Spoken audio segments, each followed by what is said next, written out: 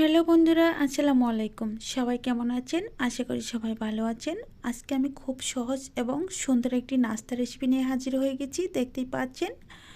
তো আজকে নাস্তাটা রেডি করার জন্য বেশি সময়ের প্রয়োজন নেই, খুব অল্প সময়ে নাস্তাটা রেডি করে নিতে পারবেন। তার জন্য আমি সহজভাবে এবং খুব তাড়াতাড়ি রেডি করে দেখাবো। তো এই নাস্তাটা রেডি করে দিলে ছোটো বড়ো সকলেই মজা করে খাবে। আপনারা চাইলে বাসায় ট্রাই করতেই পারেন। তো চলুন কথা না বাড়িয়ে আমরা মূল রেসিপি দিকে চলে যাচ্ছি, সাথে থাকবেন প্লিজ।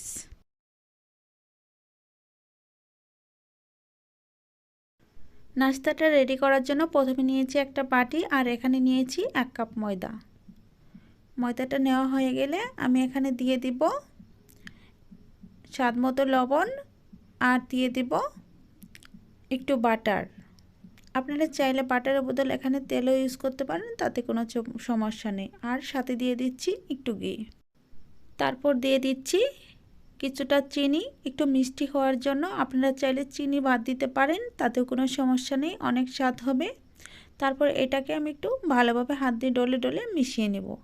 মিশিয়ে নেওয়া হয়ে গেলে আমি এখানে অ্যাড করে দিচ্ছি ইস্টটা দেওয়ার পর আমি আরেকটু হাত দিয়ে ভালোভাবে মিশিয়ে নিয়ে তারপর এখানে হালকা কুসুম গরম পানি দিয়ে তারপর এটাকে একটা ডুয়ের পরিণত করে নেব। তো আমার মিশিয়ে নেওয়া হয়ে গেছে। এখন আমি হালকা কুসুম গরম পানি দিয়ে একটা ডো তৈরি করে নিচ্ছি। তো একটু পানিটা বেশি গরমও দিতে যাবে না, আবার একেবারে ঠান্ডাও দেওয়া যাবে না, মিডিয়াম গরম হলেই চলবে।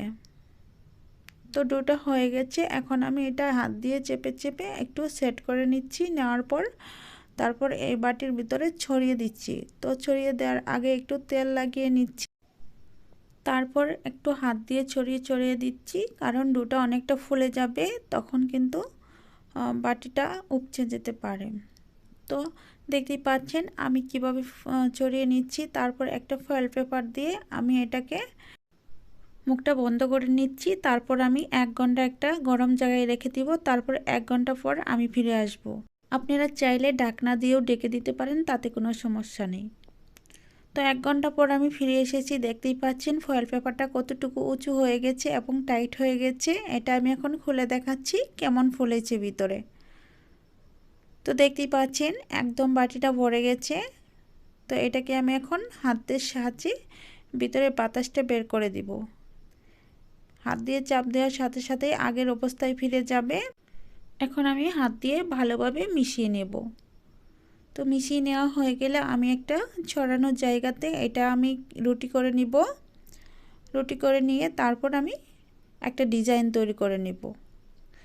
তো এখানে আমি কিছু শুকনো ময়দা দিয়ে দিচ্ছি। তারপর এটার উপরে আমি ডোটা রেখেছি, রেখে হাত দিয়ে চেপে চেপে ডোটা রুটির মতো করে নিচ্ছি। তারপর এটাকে আমি আবার 5 মিনিটের জন্য রেস্টে রেখে দেব। তো তার আগে আমি একটু হাত দিয়ে ভালোভাবে ছড়িয়ে নিচ্ছি। দেখতে পাচ্ছেন কিভাবে ছড়িয়ে নিচ্ছি।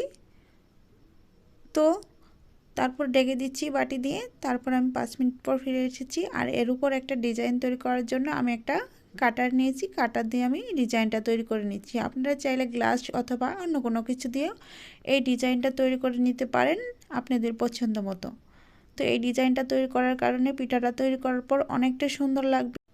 এ পর্যায়ে বলছি, আমার চ্যানেলটি যারা এখনও সাবস্ক্রাইব করে নেই, আজকের রেসিপি যদি ভালো লেগে থাকে প্লিজ দয়া করে আমার চ্যানেলটি সাবস্ক্রাইব করে দেবেন, আর পাশে থাকা বেল বাটনটি অন করে রাখবেন আমার রেসিপি সবার আগে পাওয়ার জন্য। তো এখন আমি একটা চুলায় প্যান বসিয়ে তেল আগেই গরম করে নিয়েছি। তারপর আমি পিঠাটা দিয়ে দিব। তো তেলটা গরম করার হয়ে গেছিলো, আমি সরাসরি পিঠাটা দিয়ে দিচ্ছি। দিয়ে তারপর একটি চামচের সাহায্যে পিঠার উপরে আমি গরম তেল ছড়িয়ে দিচ্ছি। এটার কারণে পিঠাটা অনেকটাই ফুলে যাবে উপর এবং নিচ থেকে। তারপর আমি পিঠাটা 2টি চামচের সাহায্যে উল্টিয়ে নিচ্ছি। খুব সাবধানে উল্টাতে হবে, তেল ছিটে আসতে পারে। এই কাজটা আপনারা খুব সাবধানে করবেন। দেখেন উল্টো পিঠে অনেকটা সুন্দর একটা কালার এসেছে। এভাবে আমি ভেজে নিব পিঠাটা। তো এইভাবে যদি আপনারা বাচ্চা অথবা ছোটো বড়ো সকলকে আপনারা এই নাস্তা রেসিপিটি তৈরি করে দেন বা বাচ্চাদের টিফিনেও রাখতে পারেন, খুব মজা করে খাবে। আর দেখেন ডিজাইনটা কত সুন্দর হয়েছে। আমি আপনাদের কাছে আবার বলছি, যারা আমার ভিডিওটি দেখছেন প্লিজ আমার রেসিপিটি যদি ভালো লেগে থাকে তাহলে দয়া করে সাবস্ক্রাইব করে দিবেন, আর পাশে থাকা বেল বাটনটি অন করে রাখবেন নোটিফিকেশন সবার আগে পাওয়ার জন্য।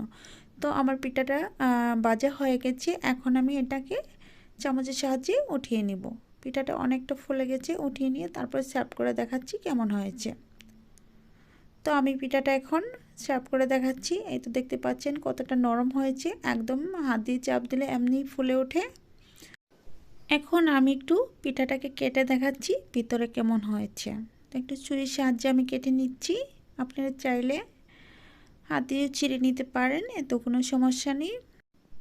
আমি এখন একটু ছিঁড়ে দেখাচ্ছি পিঠাটা ভিতরে কেমন হয়েছে, না দেখলে বুঝতে পারবেন না। তো দেখতেই পাচ্ছেন ভিতরে কতটা ফুলকো হয়েছে। তো আজ এই পর্যন্ত, ভালো থাকবেন, সুস্থ থাকবেন। পরবর্তীতে আবার নতুন কোনো রেসিপি নিয়ে দেখা হবে। এ পর্যন্ত খেতে হবে।